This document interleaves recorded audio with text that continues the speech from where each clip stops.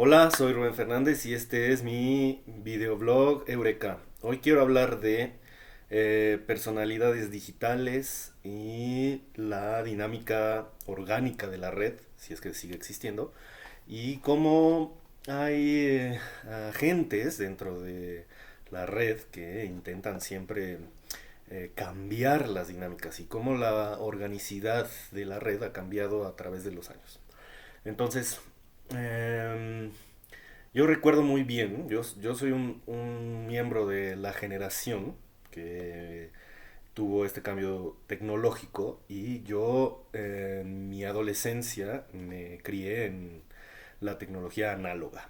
Esto quiere decir que era electrónica, pero no digital. Entonces, yo vi o he visto, he sido testigo de cómo han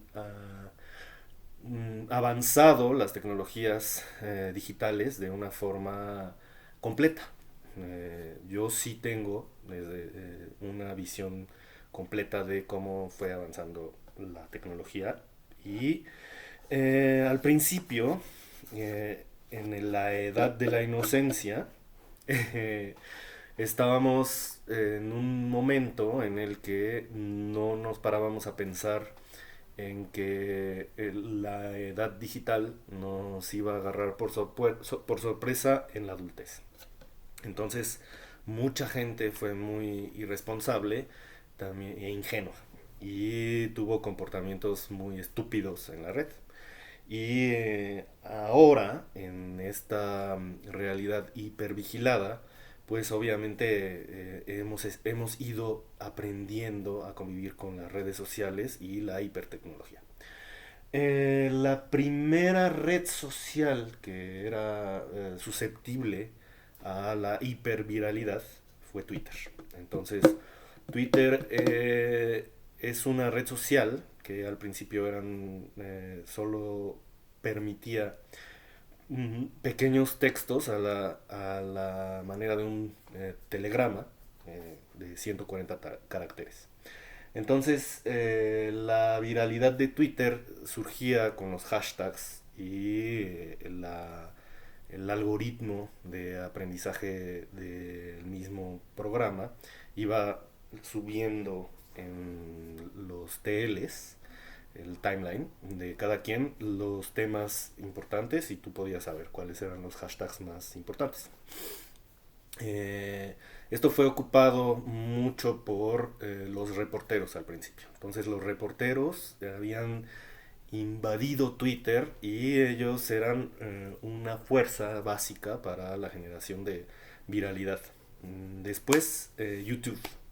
Entonces el video como este era una herramienta muy grande para la viralidad y se empezaron a estudiar las formas en que un video se hacía viral. Y los videos en general que se hacían virales al principio contenían pues escenas chuscas o más o menos naturales en las que había elementos ridículos o escandalizantes o violentos, incluso sexuales también. Pero esto se generaba de manera dinámica, es decir, los usuarios de la red empezaban a mandárselo por los sistemas de mensajería. Eso es el tercer elemento que yo descubro como parte de la viralidad.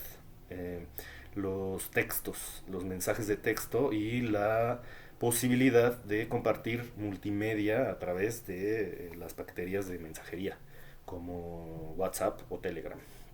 Eh, Al principio, todas las redes sociales, incluido Facebook, no tenían o no parecían tener, porque no me atrevo a asegurar que no lo tenían, pero no parecían tener un algoritmo para elegir la viralidad. La segunda fase de esto es el machine learning y la recabación de datos con data analytics, que después ahora se llama data science. Y en estos esfuerzos que ya las plataformas de redes sociales empezaron a generar, ya había una voluntad de generar viralidad no orgánica. Esto quiere decir que no es natural. Entonces, la plataforma elegía aquel contenido que era pagado y que tenía ciertas características que apoyaban la agenda, ya sea comercial o política o social de alguno de sus clientes, para que subiera en las vistas. Entonces eso es una viralidad dirigida, ya no es la viralidad inicial en que el contenido interesante era elegido por las masas. Entonces la democracia de la red empezó a disminuirse.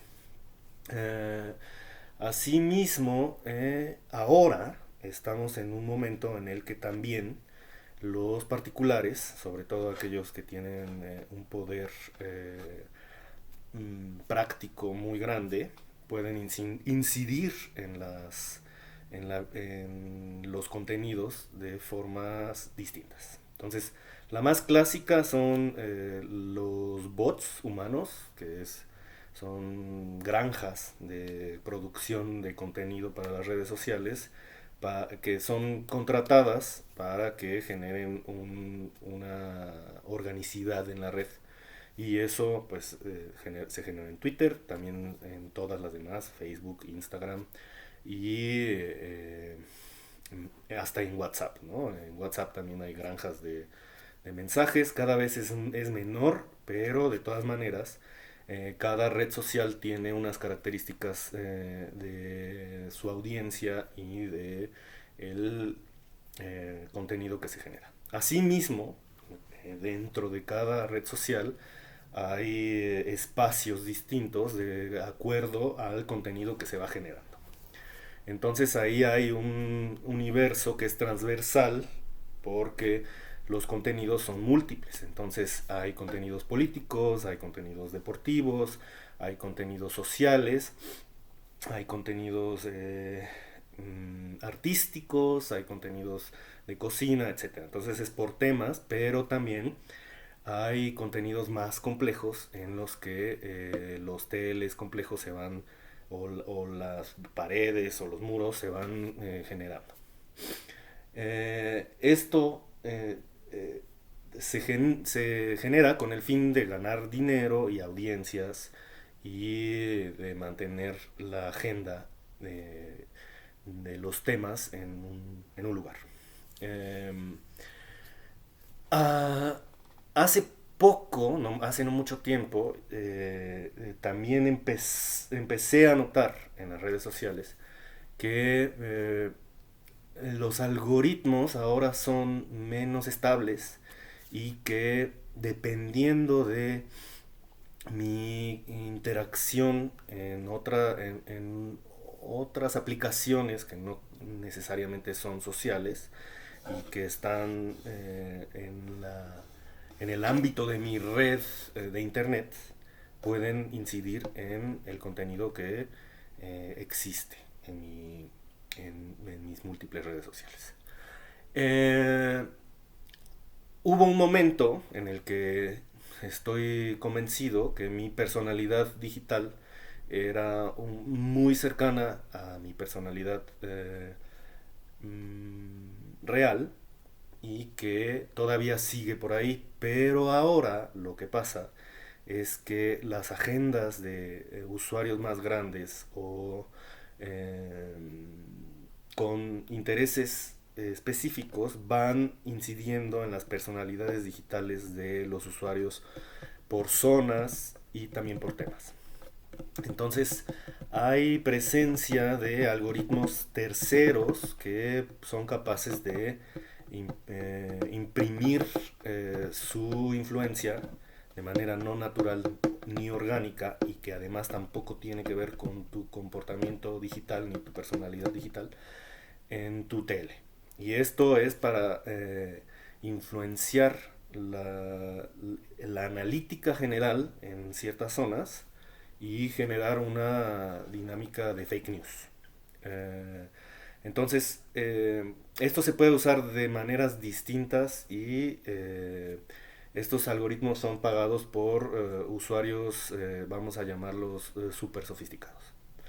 También hay formas en que esta nueva tecnología de aprendizaje incide en tu propio tele y puede incluso escoger o elegir víctimas específicas.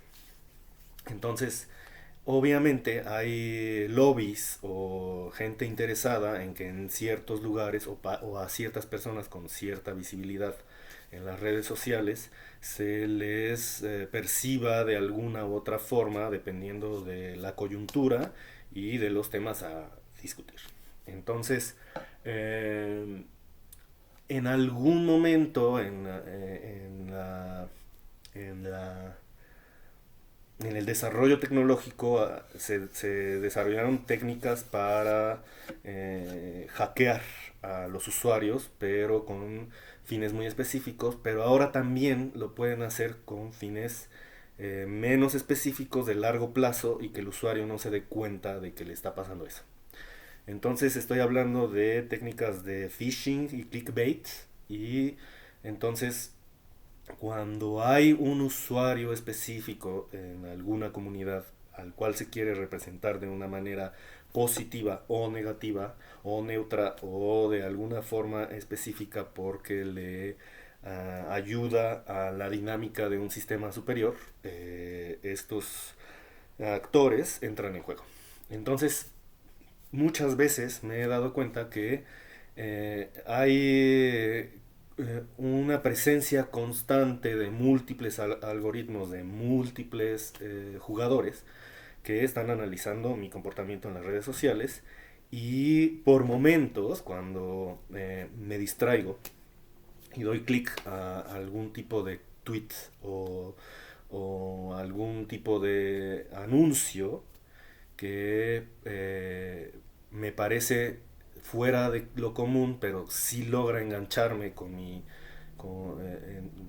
engancharme interés, eh, muchas veces doy clic y el comportamiento de mis redes sociales empieza a cambiar de una manera muy, a veces cómica, a veces ridícula y otras veces es preocupante. Entonces, em, lo que va pasando es que hay cada vez mayor facilidad de influenciar la forma en que la gente interactúa con las redes sociales, pero también hay mayor interés en generar tendencias confusas. Eso al principio no era algo que existía de manera patente, sino que era muy obvio cuando había una campaña en internet, en alguna red social, con el fin de generar una agenda. Pero ahora hay múltiples formas que son mucho más caóticas, que generan contenidos que no son naturales. Y hay distintos niveles de usuarios. Hay desde alguien que te manda un mensaje por LinkedIn, que es evidentemente un clickbait o un phishing, y hay otro contenido que empieza a tener comportamientos de provocación. Entonces, ciertos contenidos y ciertas veces cuando hay cierta intencionalidad de imprimir una nueva conducta en ciertos usuarios de cierto tema, incluso el contenido de manera orgánica que está dirigida, empieza a ser provocador y empieza a intentar enganchar a ciertos usuarios que tienen ciertas opiniones y que ya están aprendidos en una dinámica de opinión, ya sea positiva o negativa, en ciertas cosas, pero también una dinámica de clics que te vaya llevando hacia contenidos que pueden imprimir una forma de influenciar tu personalidad digital de maneras sesgadas, injustas o a veces positivas o negativas. Eso depende de lo que vaya necesitando el metausuario o el superusuario en cada zona, en cada IP y para cada usuario que es muy activo en esa zona. Esto le va dando una complejidad cada vez mayor que es desafiante para el análisis de redes sociales, pero también para la producción de contenido mediático. Esta, esta utilización del comportamiento del software y la digitalidad también puede considerarse criminal, abusiva y antidemocrática. Entonces, cada vez estamos ante un mundo digital que es más peligroso, más desafiante y menos representativo de las personas que están usándola de manera genuina y honesta. Entonces, tenemos que aprender a diferenciar como personas y como usuarios individuales cuáles son las dinámicas de nuestra propia red social en las que nos debemos de involucrar y las que no, porque nuestra personalidad digital se puede ver influenciada y cambiada de manera no honesta y de manera malintencionada. Entonces, mi consejo es que abran bien los ojos y que sean prudentes con sus likes y con su contenido. Muchas gracias, seguimos discutiendo.